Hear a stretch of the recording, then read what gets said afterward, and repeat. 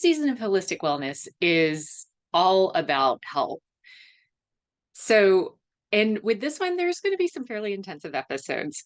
To give you an idea of what we're covering this season, we are starting out talking about thyroid health. And here's the thing, before you click off and think, okay, I don't need to know about thyroid health, chances are, if you're a woman, if you've ever had irregular cycles, if you have experienced muscle pain or muscle tightness, like it feels like your muscles just like your body's just constricted in on itself. Let's see. Have SIBO, so small intestinal bacterial overgrowth, get bloated easily, have very little appetite in the morning, feel like food sits in your stomach for a while, um, are irritable, are sleeping 9+ hours at night and waking up and still feeling like you haven't gotten enough rest, or feeling like you just frankly could sleep some more, you may want to stick around for these thyroid episodes. And starting today, we're going to what we're covering in today's episode is kind of a little bit of insight into my personal journey with a low thyroid condition, and kind of where I'm at now. What you'll walk away with is what test your practitioner actually needs to run to determine whether or not you have a thyroid problem. And here's the thing, it's not just TSH. So, thyroid, we're starting out with that. We are covering some of the essential nutrients that a body needs in order for a body to do its thing. We're not made to be sick. And oftentimes what separates you from optimal wellness is a few key nutrients that are essential to health. So it's not a cabinet full of supplements, which, believe me, I have been there. It is actually essential nutrients. So we're talking about that as well this season. And we have a number of episodes around fertility. So this is all things fertility. This is whether or not you are interested in getting pregnant at all. This is things to support a healthier period, ways of tracking your cycle so that you know whether or not you have a healthy cycle. Because oftentimes when we're talking about health, especially for women, our menstrual cycles are the first thing to go out of whack. And so even something as simple as, as simple and commonplace as PMS symptoms are an indicator that we are not in a state of optimal balance with our health. So, without further ado, let's go ahead and jump into today's episode.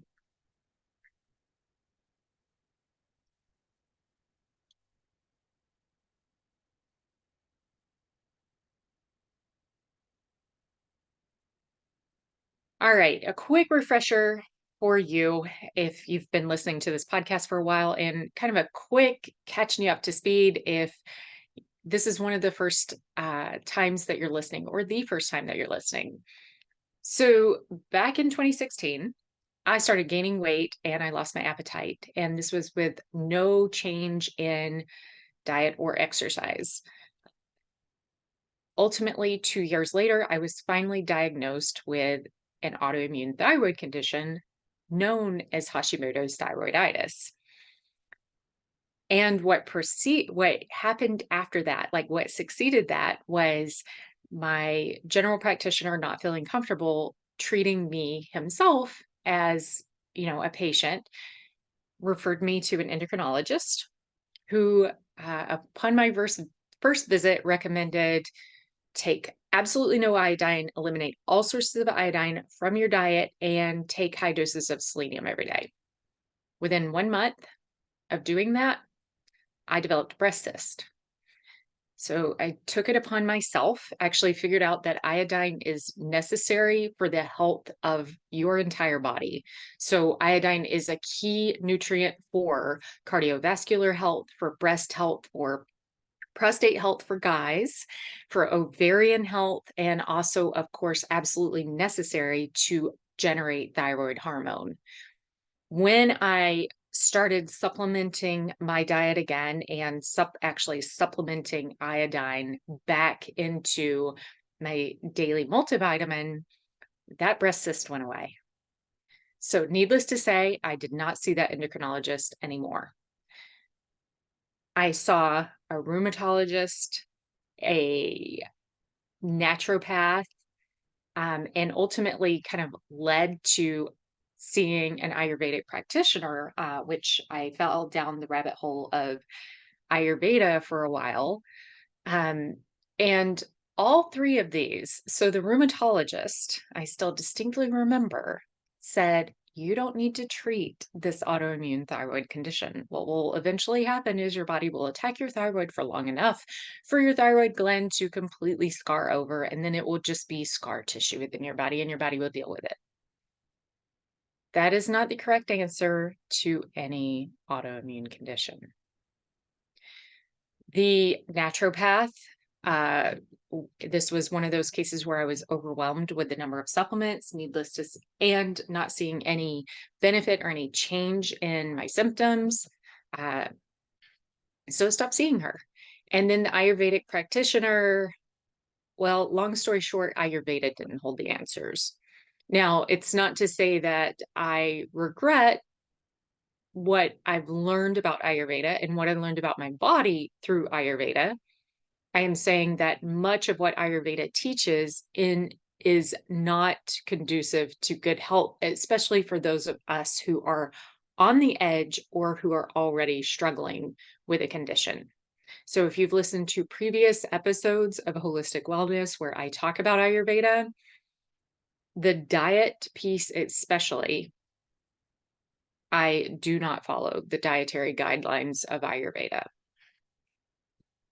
This is from, again, my own personal experience with trying those for nearly a year and seeing symptoms worsen and actually seeing symptoms improve when I altered and strayed from that Ayurveda diet. That is another episode in and of itself. Um, so yeah, so this gets us to about 2020. And this was 2 years post diagnosis with autoimmune thyroid condition. So from 2020 to 2024, I would occasionally seek out a different practitioner to help with the with the symptoms I was experiencing, like the symptoms associated with this autoimmune thyroid condition. And wound up seeing another naturopath who said, well, your TSH is really quite low, and low TSH is associated with an increased risk of certain cardiovascular problems. So you may consider, not taking your very low dose of levothyroxine and just see if we can get that TSH value up. So I titrated off my dose of levothyroxine because ultimately I'd started seeing this naturopath in order to cure Hashimoto's, like get my thyroid antibodies back down to the quote unquote normal range. Um, and also, hopefully have my thyroid be able to produce enough thyroid hormone to meet my body's needs. So I titrated off this dose of levothyroxine, and what happened? Well, that muscle tightness that I mentioned at the beginning, I had that in spades.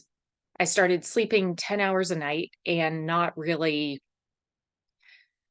like, I would wake up and it wasn't necessarily groggy when I woke up, but it was it was an act of prodding myself out of bed. It was almost like I just couldn't be bothered to get up. And then there were a few other symptoms as well, some associated with, they were, honestly less severe than those two. I would say the muscle, oh, actually, no, that's not true. The other thing that happened was, so I track, if you've been around here for a minute, you know that I track my menstrual cycles at home daily using the Mirror Fertility Analyzer. And what has been going on for about the past year is that my estrogen levels have been very, very low. And with that, I've been suffering from some right sided headaches and all of this sort of thing. So, like other symptoms as well, extreme fatigue, not being very resilient and not able to handle stress very well without some kind of flare. So, estrogen levels were through the floor. I was still somehow, for the most part, managing to ovulate, but I was starting to see more and more cycles that were consistent with PCOS. PCOS, polycystic ovarian syndrome, is where you struggle to ovulate for some reason. And purportedly, there are many underlying reasons why this might occur. Insulin resistance is a common one. Overabundance in androgens, so high testosterone levels for women, is another one. And inflammation, even, is another one. So with these, it's always a question of which came first, the insulin resistance or the inflammation, the high androgens or the insulin resistance. So what happens though is that in a low thyroid state, this is associated with a reduced ability to ovulate. And it is very much a protective mechanism by your body to protect you from conceiving and ultimately to protect the fetus from, coming up, being growing in a low thyroid state, because adequate levels of thyroid hormones are absolutely essential for healthy fetal development. Iodine is absolutely essential for healthy fetal development. It's especially important for fetal development of the brain. So I think this is oftentimes one of the reasons why so many women, when they get pregnant, actually struggle with low thyroid, is because all of a sudden the extra iodine in their body is being redirected towards the growth of the fetus. And then this is leaving them deficient in their iodine needs for making the thyroid hormones. All right. So anyways, yes, I'd been struggling with ovulation for about a year again. Hadn't put two and two together. And in case you're curious, like, why a year? Well, all right. Back in August of 2021, I stopped hormonal birth control. And estrogen, especially, whether this is natural estrogen made by your body or whether this is synthetic estrogen, like is in hormonal birth control, both of those raise the levels of a binding globulin, or a binding protein, if that's easier to think about or visualize, known as thyroxine binding globulin. Now you can just think of this as thyroid binding globulin. What this does is it binds to the thyroid hormones T3 and T4 within your bloodstream. And my theory on this is that when you have sufficient or high levels of TBG, again, this thyroid binding globulin, what happens is that when your body needs those thyroid hormones, T4 and T3, it's able to release those as free T3 and free T4 a little more readily. Now, my theory on this is also, so estrogen causes higher levels of circulating TBG. And then in the second half of our cycles, when typically progesterone is more dominant, there is another rise in estrogen, typically around mid-cycle of the or mid-luteal phase, so about a week into the luteal phase, there's another rise in estrogen. However, for the most part, like most of us, are progesterone dominant during the luteal phase, and especially right before our periods, levels of both progesterone and estrogen tank. And so if you are a woman who experiences cravings or experiences any kind of PMS symptom. My thought is it may be due to falling levels of the TBG. And so you don't really have kind of this reserve of thyroid hormones they're able to be released into your system instantaneously as free T3 and free T4. And again, this is a total hypothesis on my part, something that I'm investigating. It really, at the end of the day, kind of doesn't matter. Um, Coming back to what does matter is if you are a woman who is experiencing PMS symptoms, and if you are a woman over the age of 35 and you start experiencing any kind of hypothyroid symptom, and if you're curious what those are, click the link in today's show notes. There is an assessment for you to take where you're able to quickly tally up what symptoms you're experiencing and just get an overall view of how many of those are actually low thyroid, indicative of low thyroid or symptoms of low thyroid. And yeah, it is definitely some food for thought. Anytime in our lives where we have a major hormonal shift, so entering uh, menarche, so beginning to menstruate, getting pregnant, giving births, that postpartum period, and then the perimenopause, menopause shift. So as our estrogen and progesterone levels naturally start to decline, again, like over the age of 35, whether we're in perimenopause or not, our estrogen and progesterone levels just naturally start to decline and continue to decline until we hit menopause.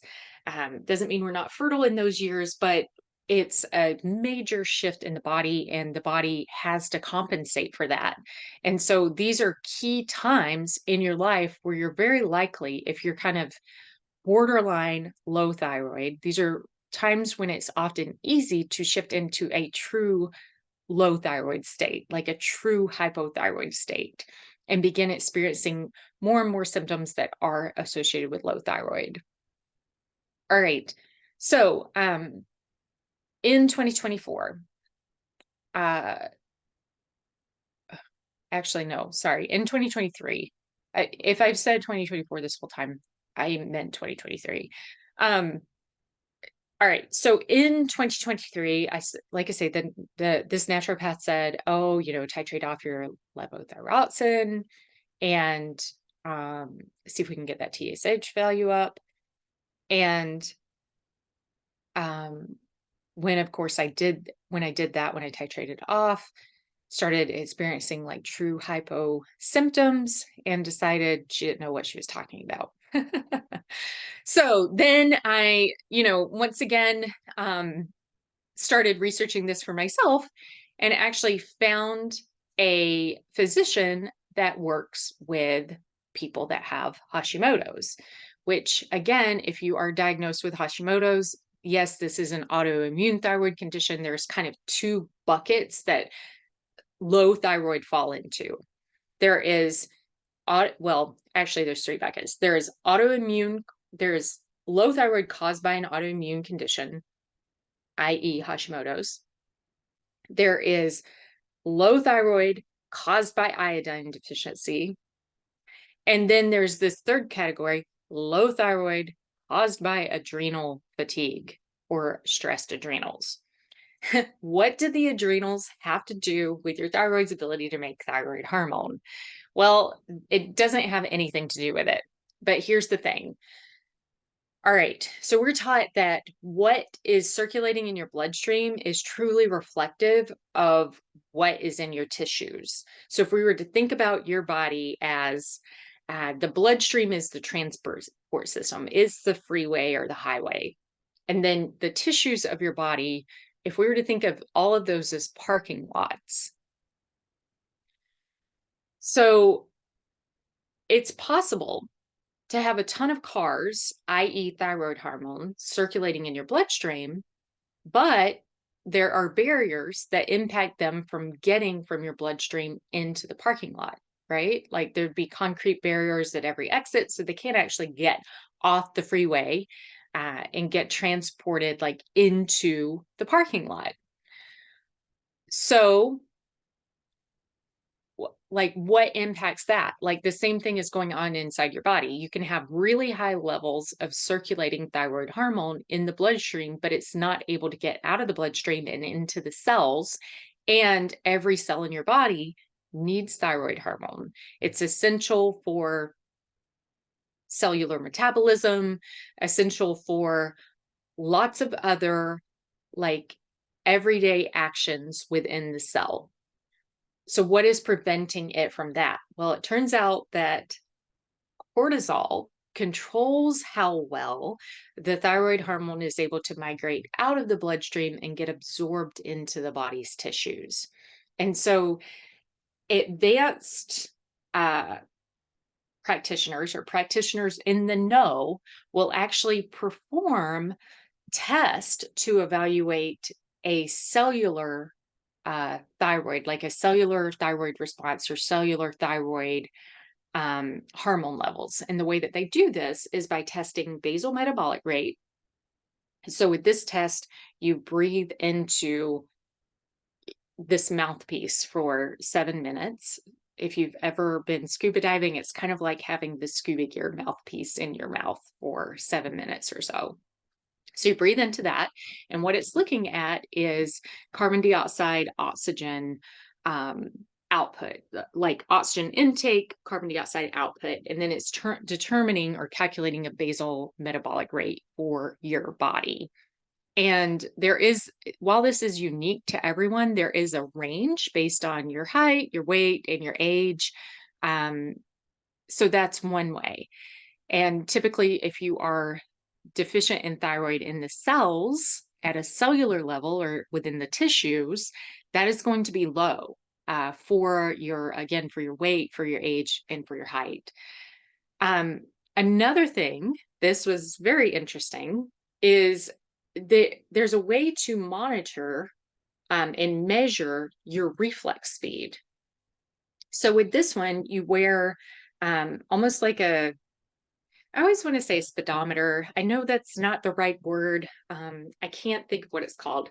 It's a little strap that goes around the fingers of your hand, and it actually has like a speed meter in it, for lack of a better term. And then what happens is the lab technician will strike your elbow to get you to have a reflex in the down uh, that is observable in your hand. So your hand goes like this when you hit a spot here in your forearm, right near your elbow. So, and then that reflex time is measured and it's compared against what's normal, this normal range. And from that, when you have slow reflexes, it's once again indicative of a low thyroid state. And then the third test is just measuring or assessing iodine levels in the urine to determine if you are iodine deficient. So, all of that is kind of a true measure of whether or not your cells are receiving enough thyroid hormone. And once again, even when your cells aren't receiving enough thyroid hormone, um, it doesn't necessarily mean that there's something wrong with your thyroid. It may indicate adrenal stress. The other thing it might indicate is nutrient deficiency. So we talked about iodine already. Iron is another one. So yeah, good old iron. Um, iron, it's common for people that are struggling with a low thyroid state to be low in iron. And with this, you look at not only ferritin, which is kind of iron storage capacity, but there are three other markers that are considered necessary for determining whether or not you have sufficient iron and you're not, in fact, kind of in an iron overload state. Because everything in your body, if you haven't like um, chances are you've already sussed this out from this conversation so far, but everything requires balance. Like we are all about health is optimal balance. So it's not too much or too little of any one thing. Um, Now, for the I mentioned at the outset that we were going to talk about like what blood tests are needed. So there are some definitely some blood tests, and TSH is not one of them. Why is TSH insufficient? Well, TSH, known as thyroid stimulating hormone, is actually made within the pituitary gland in your brain. So, what happens? Pretty much with just about any hormone in your body, you have an organ or a gland in your brain known as the hypothalamus. And this sends a signal over the pituitary, which is located real close to it in the brain, to and when I say sends a signal, I mean it sends a hormone over to the pituitary that the hormone knows, oh, or the pituitary knows, oh, okay, I need to make this hormone in response to it. And then that hormone, in the case of your thyroid, TSH, so thyroid stimulating hormone, then sends the signal to your thyroid gland to make thyroid hormone. Now, what is thyroid hormone?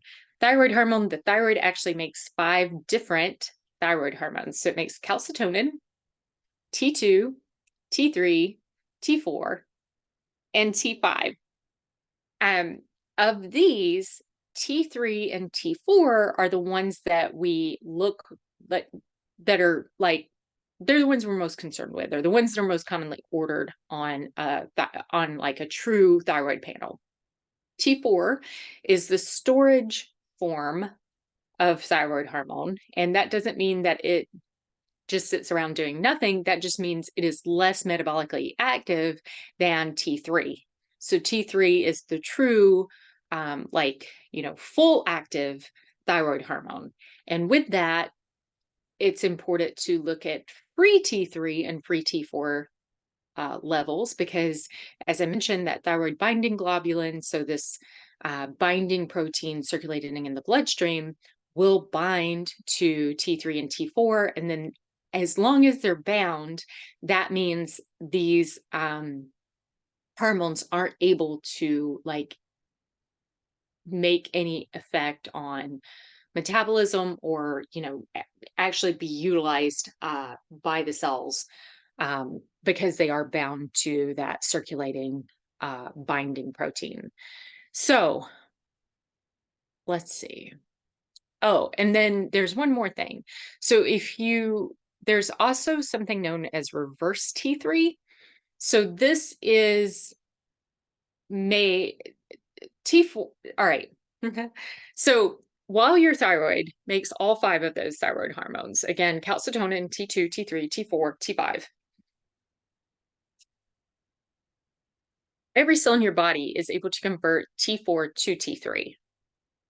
So the thyroid only makes about 10% of the total T3 kind of needed or residing within the body. And then the cells do the rest. And the way that they do this is by a particular enzyme.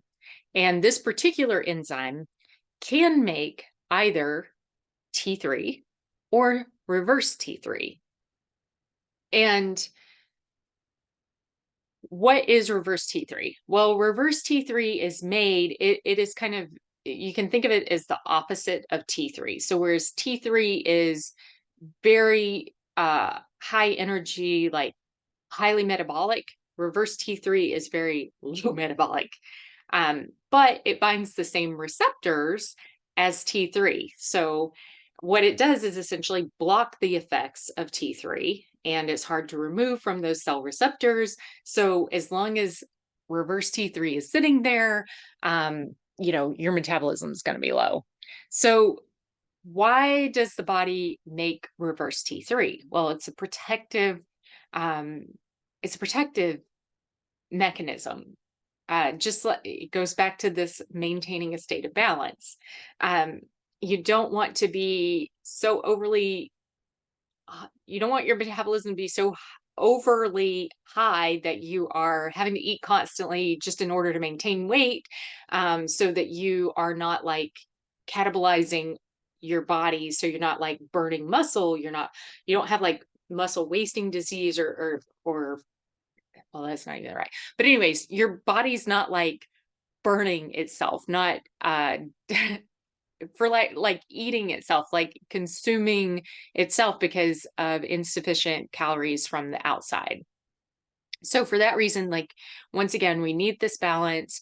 There probably is some like real reason for reverse T3 that just hasn't been discovered yet, but typically is considered there is an optimal range of or an optimal ratio of free T3 to reverse T3, and you don't want to exceed that. And some of the things that cause you to create more reverse T3 is stress, is even over exercise. So, anyways, of a complete thyroid panel should test. A doctor's always going to test TSH because that's what they've been trained to do. It should also include free T3, free T4, and reverse T3.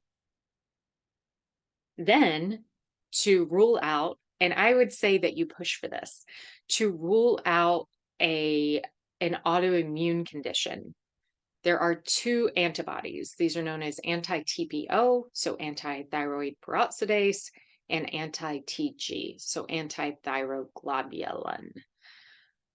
Those two are also necessary to rule out an autoimmune thyroid condition.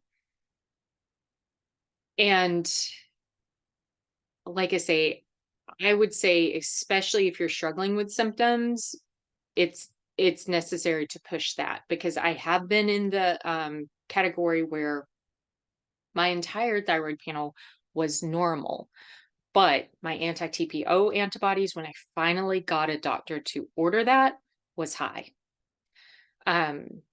So you will find a download for those 5 tests. So, you're able to actually see this instead of just hear it at the link in today's show notes. And again, at that link in today's show notes, you'll also find the hypothyroid tracker, the hypothyroid assessment to, you know, fully suss out whether or not your symptoms might be caused by low thyroid. All right. Next time on the podcast, we are kind of continuing this train of thought for another episode because I wanted to dive into a few of the more common symptoms. So most notably, SIBO, small intestinal bacterial overgrowth, malnutrition, which is caused by low stomach acid due to low thyroid, and this kind of conundrum of low thyroid also causing quite a few cardiovascular problems. This includes atrial fibrillation, it includes high blood pressure, it includes like weird cholesterol, kind of reversed cholesterol ranges. So that's what we're going to talk about in the next episode. And then we'll kind of, set this thyroid convo aside for a little bit and get into some of our other conversations. Feel free to reach out to me always. Find me always at Feel Better Than Fine. I'm on Instagram at that handle and am also at feelbetterthanfine@gmail.com. All right. Until next time. Bye.